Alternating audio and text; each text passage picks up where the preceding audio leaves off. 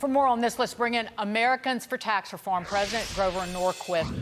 Grover Norquist, Joe Biden tweeted this, of course he didn't write it, that Trump tax cut is going to expire. If I'm reelected, it's going to stay expired.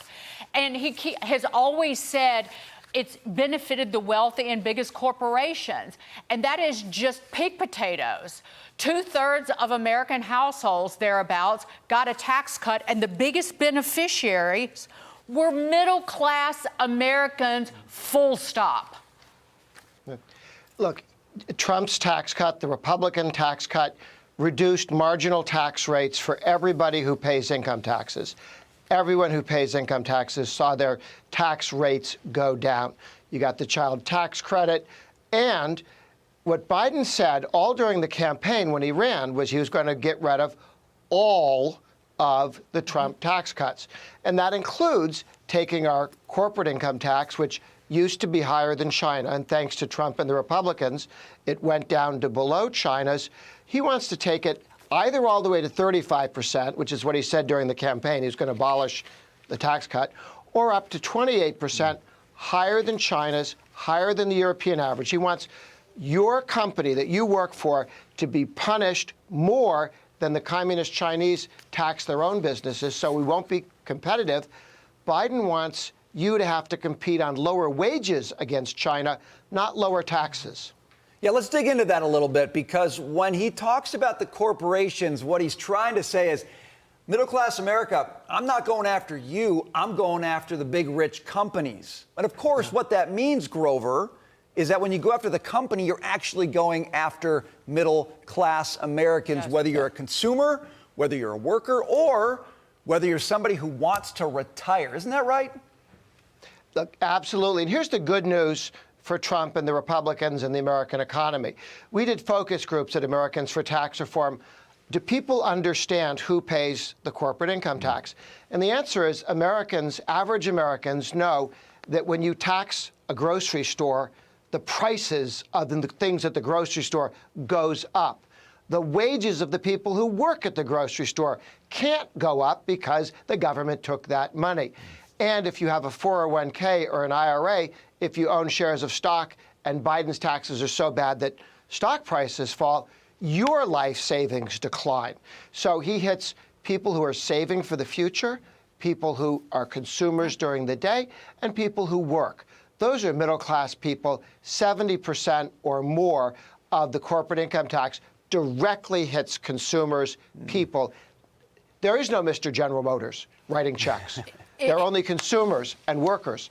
I am going to move on, but if you look at Biden's economic agenda, it has been hurt the many to enrich and bail out the few, period. Whether it's the vast amount of money, like hundreds of billions of dollars that have gone to his corporate cronies, to subsidies, the student loan bailouts, when almost 90% of Americans don't have any student loan debt. And now this idea about I'm going to hike corporate taxes and I'm going to get rid of the Trump tax cuts. All of this only benefits the few, and it damages and destroys the livelihoods of so many. But I want to move on to this. The president's 2025 budget proposal plans to raise the capital gains tax rate to 44.6%. Big sigh from Grover. That's the highest rate since its creation in 1922.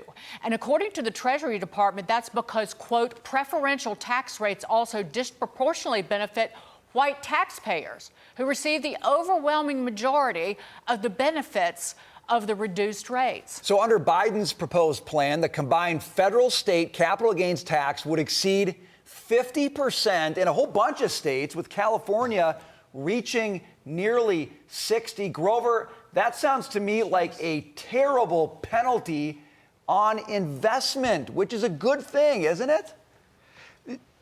If you and your spouse buy a small business, start a small business, and work at it for 20, 30, 40 years, and then you sell that business, you get a capital gain, okay? And that's your life savings. That's your work. All those 40 years, you've been paying personal income taxes and sales taxes and the FICA taxes for your workers and property taxes and state income taxes. Tax, tax, tax, tax, tax, tax. Now you're going to sell the business and earn some money. And Biden says, by the way, between the federal government and your state government, they're going to take half of your life work. And he thinks that's funny. They think they know better.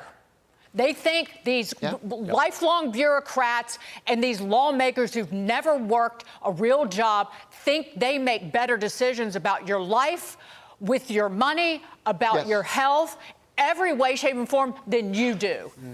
Yeah. Real quick, Grover, a few seconds. That is their view. That higher capital gains tax, China's at 20%. He wants America at 44.6%. Who's going to invest in America when Biden's stealing half of what you're making and China goes 20%? Amen. Exactly. Grover Norquist, thank you so much, sir. Great to see you.